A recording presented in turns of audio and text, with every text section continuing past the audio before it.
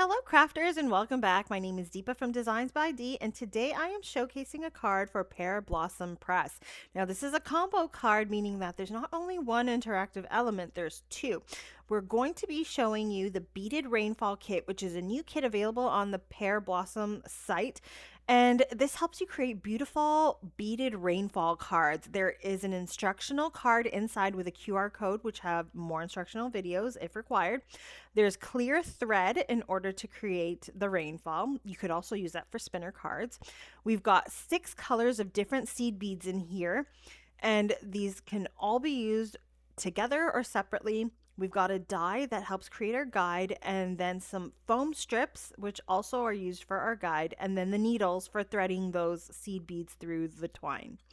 Now, I am going to be using this Alta New set here called Festive Triangles for the main base of our card.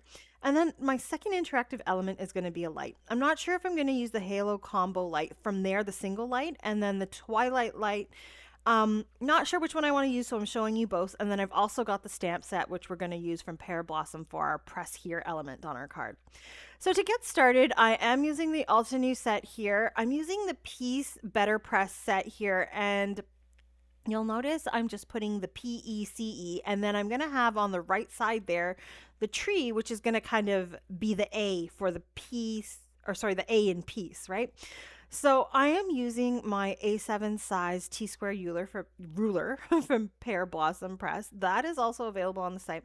Keep in mind, everything that I've used is linked down the description below. You can always check that out if you wanted to grab these products. I'm using my ruler to kind of just line up these letters. Because they are letters, you want them to be straight and spaced out as evenly as possible. I'm trying my best here because even though I am using the letter press set, I am going to be foiling with it, which is always an option with these sets. So I am going to be using my glimmer machine along with some champagne colored foil. So I'm lining that first P up along that line that we drew with the Pear Blossom T-square. And I'm putting some of the foil under, and I'll go ahead and foil it using my glimmer machine. I am doing that off camera because, I mean, it's simply just heating it up, putting it through the die cutting machine, and then getting your foiled image. Now I have a little bit of over foiling there at the top corner of the P. No biggie, I can always go ahead and use my eraser to erase that later on. But for now, I'm going to move on to the E. I'm very sorry my head is kind of getting in the way there, but it is very important to make sure everything is lined up just so.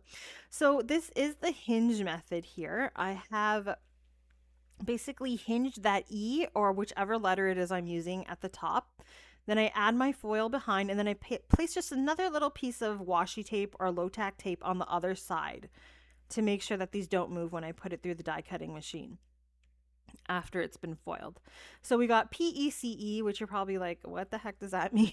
But I'm coming in with the A as the tree, and I'm hoping that people understand that the tree is the A. So this card actually says peace with the A as the tree. So I've done the exact same thing for the tree, lined it up, placed some tape at the, oh my god, that looks so pretty. Look at how that came out. I love the design there for that tree. It looks really, really pretty. Then I am also going to add another sentiment down there at the bottom to finish off this card. Instead of it just saying peace, it's going to say season's greetings down there at the bottom. So I'll line up the sentiment plate there. And this one I like to line up sideways. And then I will put my foil underneath there, and in the exact same manner, tape it down a second time to make sure that that plate's not going to move. And then I will pull it out, and it foiled beautifully. So another thing to keep in mind is when you're doing this, you don't always have to heat your plate up, your glimmer system, after you've done the first foiling of the first letter. So just let it heat it up a bit, and then you can put it through, and the process goes by a little quicker. So my next step here is to cut out this tree. And the reason why is we need a window for this card in order to create the rainfall image we're going to create. So you'll notice that on the rainfall kit, it actually is like a complete rainfall of like vertical strands of beads. We're going to do just a little different take on this. And instead of having vertical strands, we're going to have slanted strands at an angle to fill in this tree, which is a triangle, right? So I've gone ahead and used my X-Acto knife to kind of cut out that tree. There's no die for it in the set, so this is the easiest way to do it. I've gone ahead and I've cut that out. And I am kind of cutting another base to this card. So I will let you know that this card is not like a standard size card. I have made it the size that I want it rather than the size that most cards are, just because I noticed that the top of that piece panel is not big enough for me to put my guide in order to create the rainfall. So I've added about, so that panel is about 4¼ by 5½. Then I added another panel which is an inch larger on either side. So it's 4¾ oh, sorry, half an inch, 4¾ by 5×6. So I've gone ahead and cut that out. I've also cut out another gold panel to go underneath as kind of just a little bit of a border. I'll deal with the window on that afterwards, but first I'm going to go ahead and cut out my guides. I cut it out of two pieces of cards. Well, one piece of cardstock. You'll notice it cuts two sides to it. I'm actually going to adhere these together because I want it to be really strong, especially because we're not doing the normal, vertical strands. We're going to have them at an angle, and the majority of them are going to meet in one point at the top of the tree, right? So I want this guide to be really strong. So I'm going to glue both sides of these together.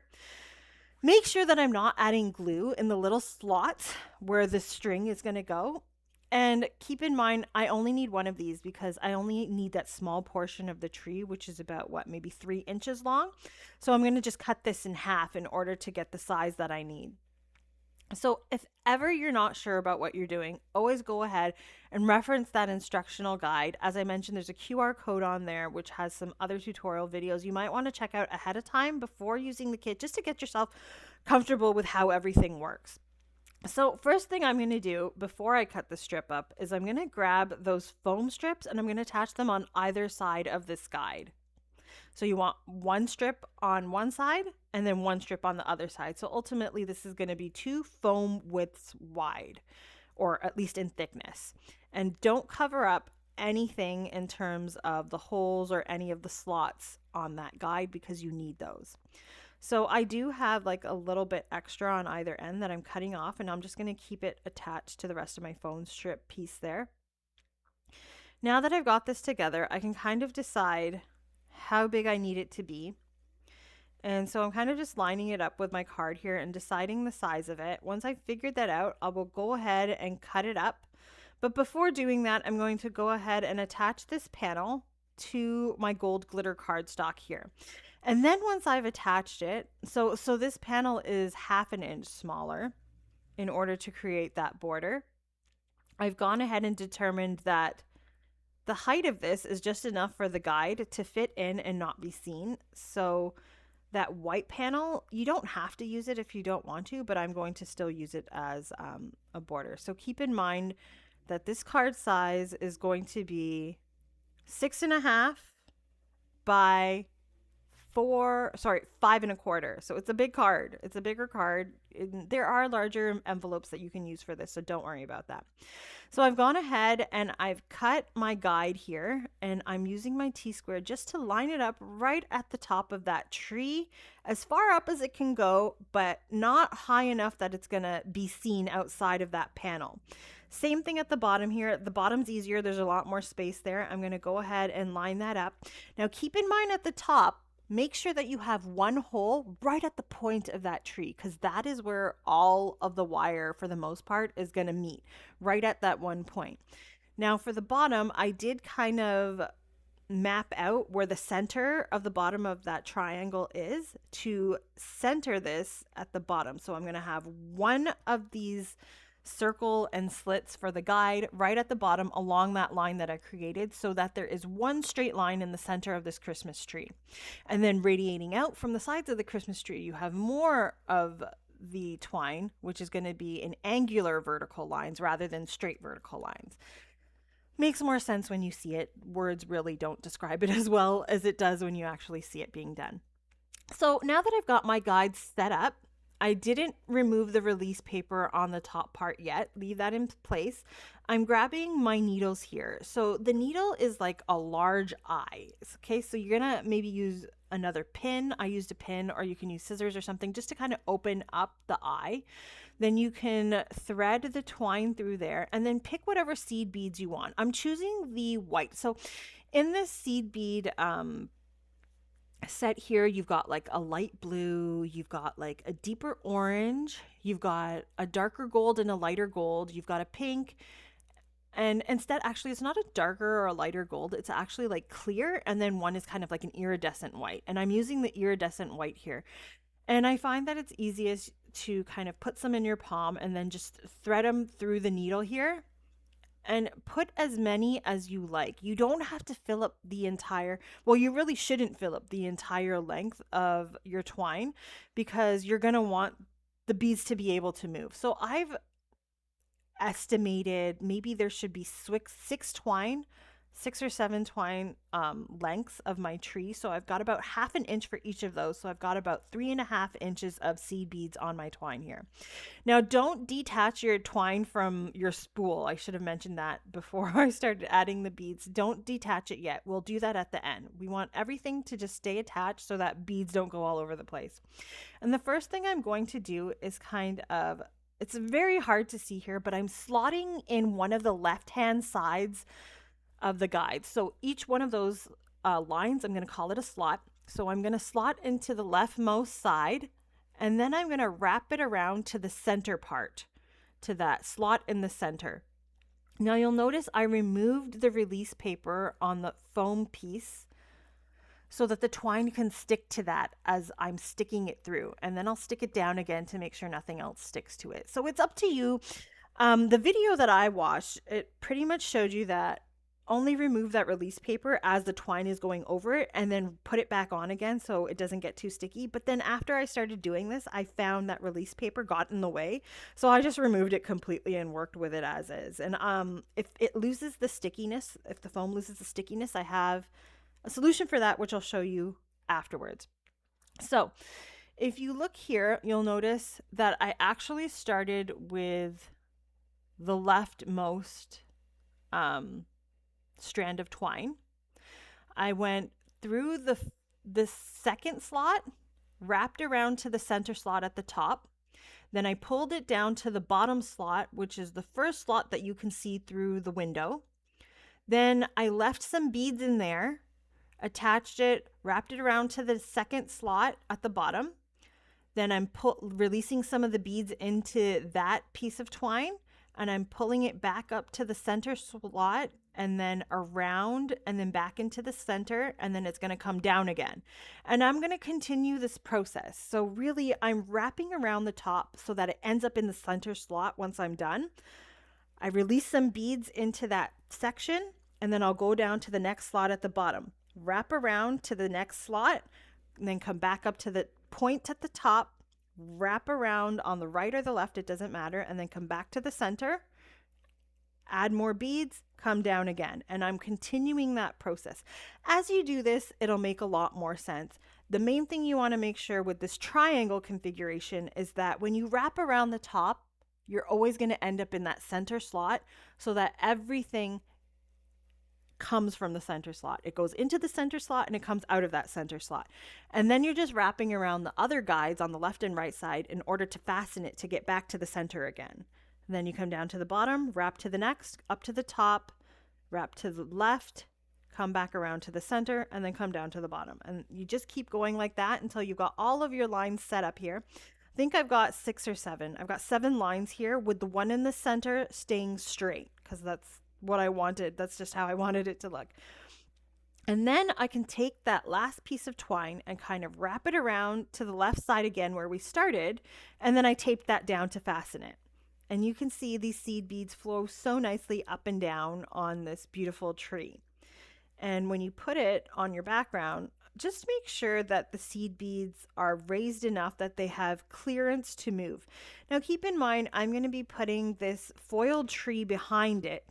And I did so with like a piece of foam that was just a little bit thinner because I'm also adding the light.